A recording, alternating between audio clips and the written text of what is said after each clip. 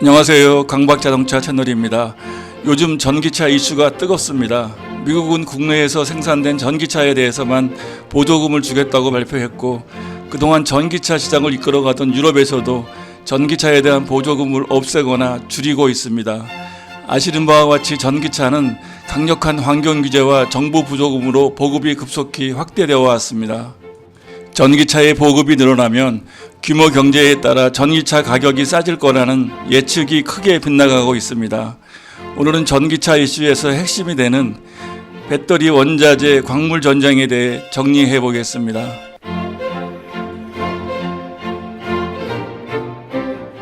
지난해 전 세계에서 판매된 전기차는 약 660만 대로서 전년 대비 2배가 증가했습니다.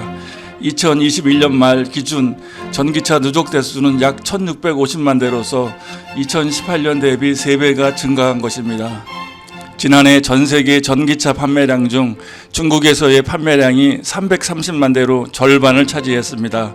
유럽에서도 전기차가 전년 대비 65% 증가한 230만 대 팔리면서 증가 추세를 주도하였습니다.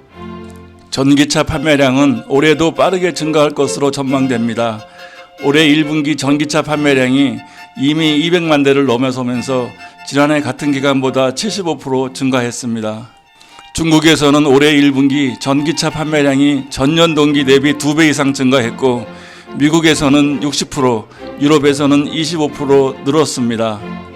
전기차 판매가 증가한 요인으로는 정부 차원의 지속적 정책적 지원과 내연기관차 생산 중단 등과 같은 자동차 제조업체들의 목표 설정 등이 있었기 때문입니다. 지난해 전 세계 전기차 구매에 대한 세계 각국 정부 지출 규모는 약 3천억 달러로 역대 최고 수준을 나타냈습니다. 정부 지출 규모가 늘어난 이유는 차량 판매 대수가 증가함에 따른 것으로, 전기차 구매액에서 정부 지출액이 차지하는 비중은 2017년 약 20%에서 작년에는 10% 수준으로 감소했습니다. 전기차 생산과 판매가 증가하면서 자동차용 리튬 배터리 수요도 지난해 340기가와트/아워로 전년보다 2배 이상 증가했습니다. 배터리 수요가 증가함에 따라 배터리 주요 원자재 광물 수요도 빠르게 늘어나면서 원자재 가격도 크게 상승했습니다. IAEA에 따르면 지난해부터 올해 5월까지 리튬 가격은 7배 이상, 니켈 가격은 2배 이상 상승하면서 지난 10년 이래 최고치를 기록했습니다.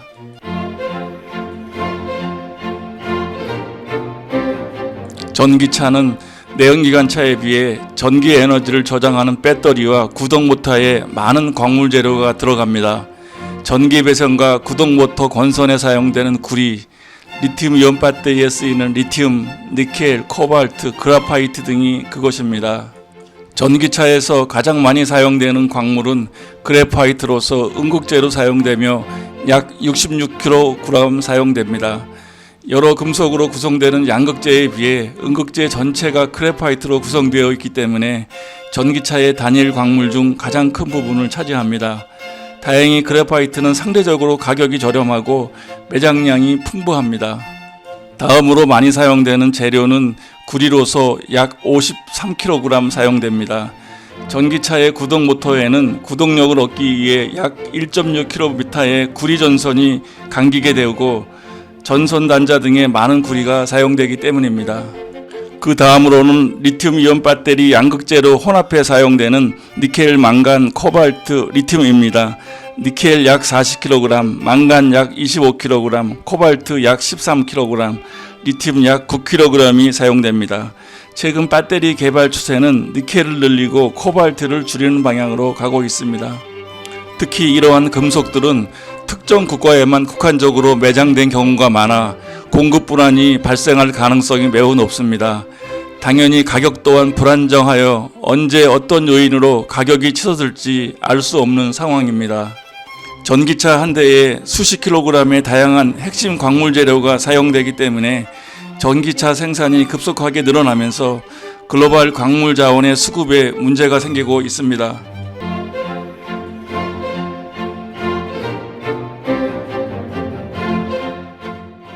글로벌 전기차 배터리 공급망에서 중국은 먹이사슬의 최상위에 있습니다. 리튬, 니켈, 코발트 등 각종 핵심 광물을 가공 재련하여 화합물로 만들고 각종 부품을 조립해 만드는 배터리의 제조 전체 과정에 걸쳐 중국 자본이 손을 뻗지 않은 분야를 찾기 힘들 정도입니다. 원자재별로 채굴 단계에서 리튬은 칠레와 호주, 니켈은 인도네시아와 필리핀, 코발트는 콩고가 지배적이지만 처리 단계로 넘어와서는 중국이 주요 설비 대부분을 점유하고 있습니다.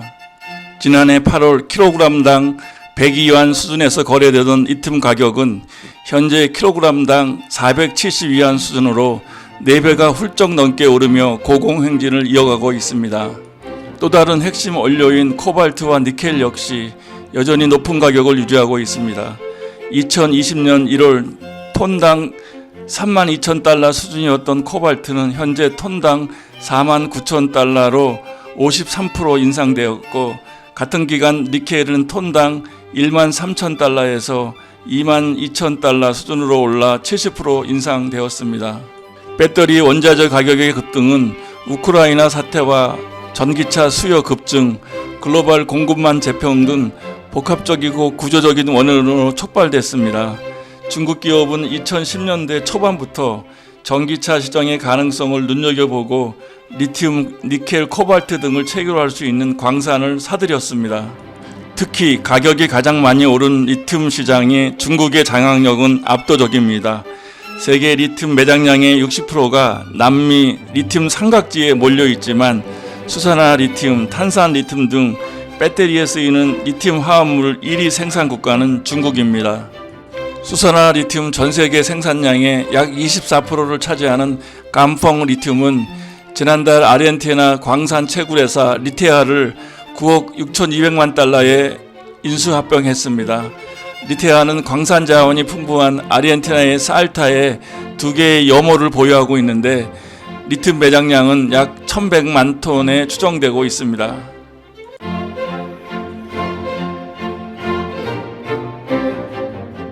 전기차 배터리 가격은 2010년 킬로와트아워당 1,200달러에서 2020년 137달러로 10년간 9배 이상 낮아졌습니다.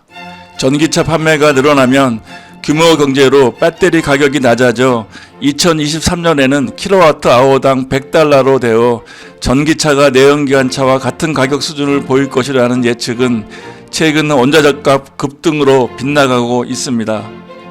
배터리 원자재의 중요한 리튬 가격은 2018년 톤당 15,000달러에서 2020년 톤당 3만 달러로 2배 올랐으며 현재는 톤당 4만 달러를 돌파하며 계속 오르고 있습니다. 전기차 생산 원가의 40%를 차지하는 배터리 원자재 가격이 최근 고공행진을 하면서 전기차 가격을 밀어올리고 있습니다.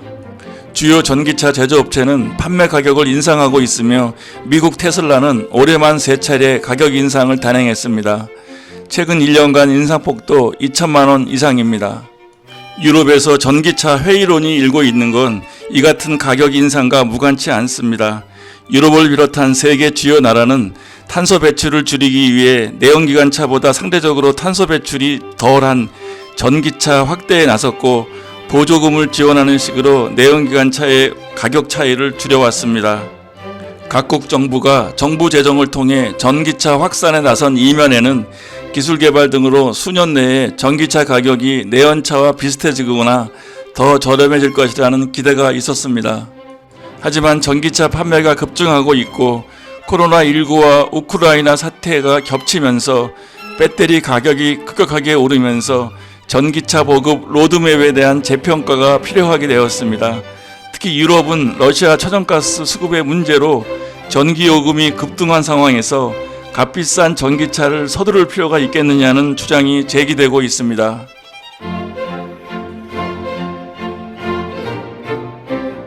독일 린드너 재무장관은 유럽연합이 결정한 2035년 내연기관차 폐지 방침에 반대한다고 밝혔고, 이는 기존 입장을 180도 바꾼 발언입니다. 정책도 이런 기조를 따라가고 있습니다. 독일은 최대 6,000유로를 지원하던 친환경차 혜택을 대폭 줄이기로 했습니다. 독일만 이런 게 아닙니다. 영국은 최근 전기차 보조금 지원 혜택을 종료했습니다. 원래는 5천만 원 이하 전기차를 구입하면 보조금으로 최대 1,500파운드를 줬었습니다. 노르웨이 역시 전기차에 대한 다양한 혜택을 없애고 있습니다. 유럽은 우크라이나 전쟁으로 경제 안보 위기를 겪으면서 전기차 전환의 부작용을 절실하게 체감했다는 지적이 제기되고 있습니다. 상황이 이렇게 흐르면서 유럽은 다시 내연기관차 사수 쪽으로 고개를 돌리고 있습니다.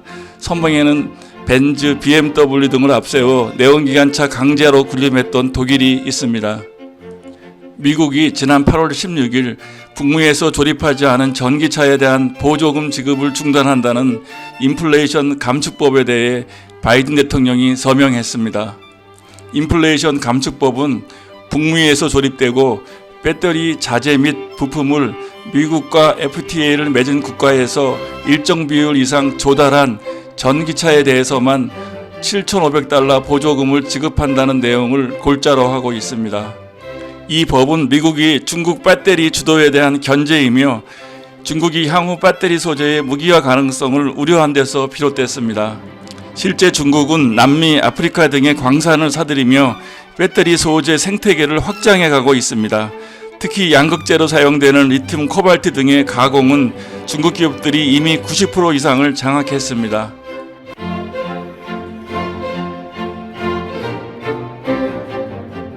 전기차의 대중적 인기가 올라가면서 몇몇 완성차 업체들이 공언했던 반값 전기차 출시 계획이 멀어지고 있습니다. 원인은 역설적이게도 전기차 판매 급증에 있습니다. 판매량이 늘자 배터리에 들어가는 원자재 가격이 상승하였고 전기차 가격 인하도 그만큼 어려워져 있기 때문입니다. 유럽에서 먼저 전기차 회의론이 등장하면서 보조금을 축소하고 있습니다. 전기차 헤게모니가 중국에 집중되는 것을 우려하고 있기 때문입니다. 미국도 중국의 전기차 원자재 공급망을 무너뜨리려 최근 인플레이션 감축법을 발표하였습니다. 이러한 조치들이 대중적 인기가 올라가면서 급격히 팽창하던 전기차 시장에 어떤 영향을 미칠지 주시할 필요가 있겠습니다.